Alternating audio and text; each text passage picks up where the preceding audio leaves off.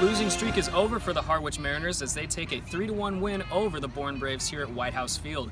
I'm Blaine McCormick, and I'm joined along by Justin Glancy and Kyle Kercheval in for Tomahawk Talk. Kyle, I'll start with you. What kind of went wrong for the Bourne Braves at the plate today? It seemed as though that Harwich really came out firing on the mound.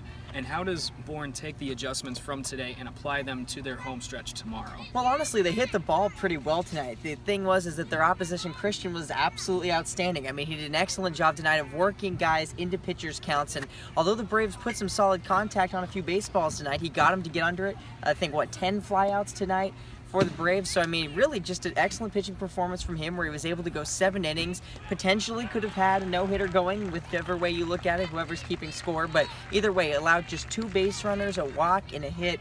Didn't even need the strikeout pitch, just had 2 tonight. But like I said, worked guys into some counts where he was able to induce weak contact and really just put the Braves in really tough situations to produce base runners. Well, with the 3 hits that Bourne was able to muscle up today, Grant Witherspoon was able to hit an absolute moonshot of a home run.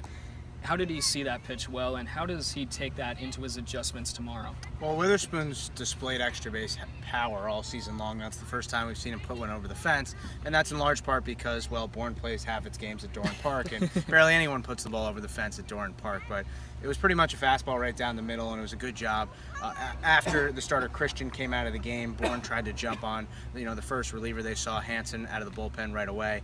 They scored a run, got another hit in the 8th, but didn't add anything there, didn't put up anything in the 9th, and it was just a tough offensive performance and kind of a tough luck loss for Andrew Crane, who was pretty good, only gave up 1 earned run, much more sharp than his first start, but unfortunately takes the L.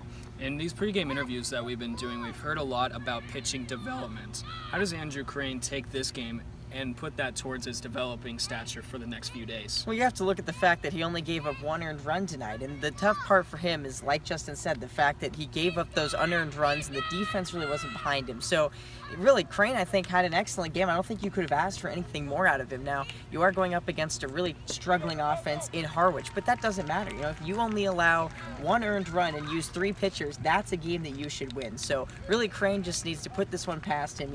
This is why you can never look at record with pitchers, because Crane does not deserve a loss tonight. He gave up the 1 run, and it was just the Braves' lack of offense to be able to help him out. So Crane, just like I said, needs to put it behind him, focus on his next start. Well, you got to give credit where it's due, and Harwich definitely got a lot of credit tonight, really muscling up a lot of hits off of the Bourne pitchers and able to get those runs across. How did they take this and really apply it to their games, because they're the only team in the league without 20 points right now? Yeah, I mean, Duplantis hit the home run early in the game, and they got a really good start from Brian Christian. It's hard to look at tonight and say, how do we take this and go forward if you're Harwich, because you're not going to get 7 one-hit innings every night.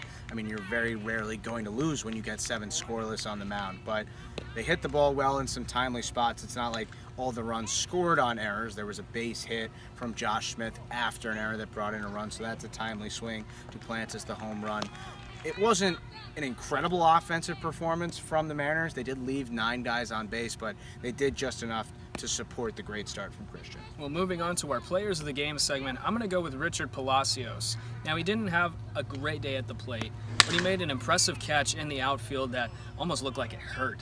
And he was down for a little bit too, but an impressive catch, and heck, he went back up to the plate right after that and was able to stay in the game for that long. So Richard Palacios gets my Player of the Game.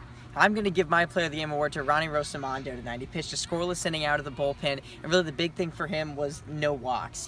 His last 4 outings, 2 of which he started for the Braves, the walk was really an issue for him, and he was able to put guys on base with 2 outs, and teams were able to take advantage of him with their hits. So I'm going to give it to Ronnie tonight. A scoreless inning, no walks, picked up a strikeout, hopefully a good rebound game for a big piece of the Braves bullpen. Mine's going to be Andrew Crane. He had a really good start, especially by Braves standards. 1 earned run in 5 innings, did a real solid job. Tip of the cap again, I have to do it 2 nights in a row. Yes. I thought Christian Ryder was really good out of the bullpen as well. Kept the game at 3-0 for the time being. He hadn't pitched in almost 10 days, so for him to do what he did was very impressive. But Player of the Game, Andrew Crane, after not looking so sharp in his first start, was very solid today, and even though they didn't, he gave Bourne a great chance to win the game. Well, guys, the road stretch is over as the Braves take their talents back to Dorn Park once again. They'll face the Wareham Gatemen, who they lost to recently, but they'll look to apply a win to that one. Thanks for tuning in to Tomahawk Talk. He's Kyle Kercheval, he's Justin Glancy, and I'm Blaine McCormick. We'll see you next game.